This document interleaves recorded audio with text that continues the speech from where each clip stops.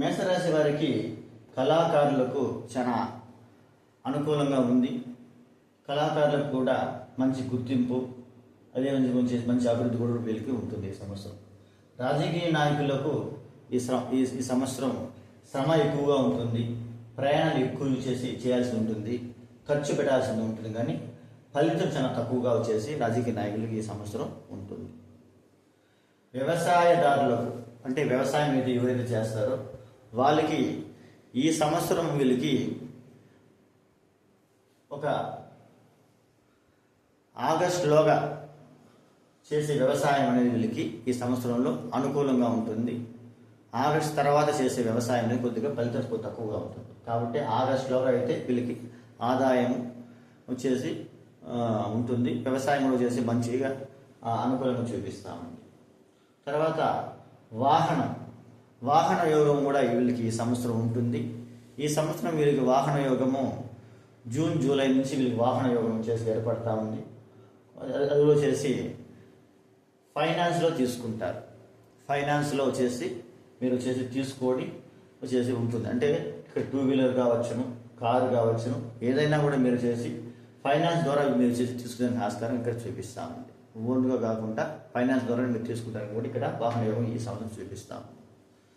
తర్వాత వీళ్ళకి గృహయోగం కూడా వీళ్ళు ఫైనాన్స్ మూలంగానే చేసి వీళ్ళకి గృహయోగము, స్థలయోగం కూడా వీళ్ళకి చేసి ఏర్పడుతుంది. అంటే ఫైనాన్స్ అంటే ఇక్కడ ఏమైనా చేసి మీరు బ్యాంకింగ్ ద్వారా వెళ్ళి తీసుకోవడం, ఇతర దగ్గర మీరు కొద్దిగా చేసి వడ్డీకి తీసుకొని మీరు ఒక్కొక్క గృహాన్ని తీసుకోవడం అనేది ఇక్కడ చూపిస్తామండి. అది కూడా వాహనము, గృహము, భూమి ఇది కూడా మీకు చేసి ఈ సంవత్సరం మీకు చేసి మీకు ఏప్రిల్లో మీకు చేసి అనుకుంటారు. అది మీకు జూన్ జూలై నుంచి కూడా మీకు అమల్లోకి వచ్చి ఆ యొక్క వాహనం, గృహ యోగం కూడా మీకు ఏర్పడతాము.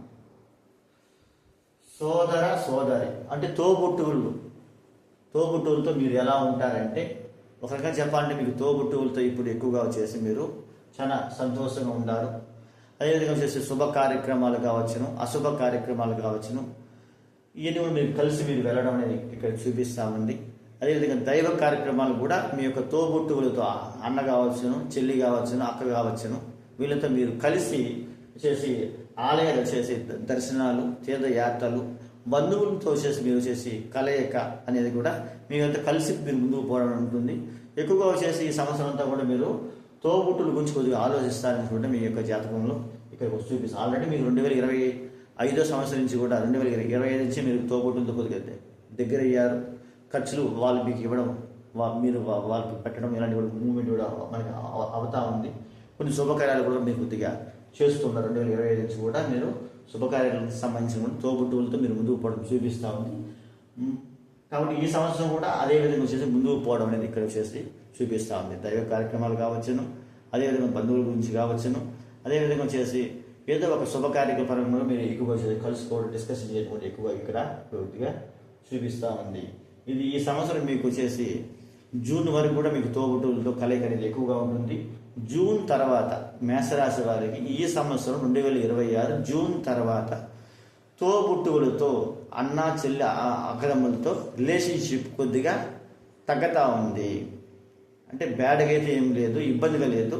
కొద్దిగా వాళ్ళు కొద్దిగా వచ్చేసి స్థాన చలనం వల్ల, తోబుట్టువులు స్థాన చలనం వల్ల మీరు కొద్దిగా బిజీ అవ్వడం వల్ల కొద్దిగా వచ్చేసి ఎక్కువసేపు మాట్లాడడం, ఎక్కువ చేసి కలవడం ఇలాంటివి కూడా కొద్దిగా తగ్గే ఆస్కారం ఈ సంవత్సరం జూన్ నుంచి కూడా మనకి మేషరాశి వారికి చూపిస్తామండి.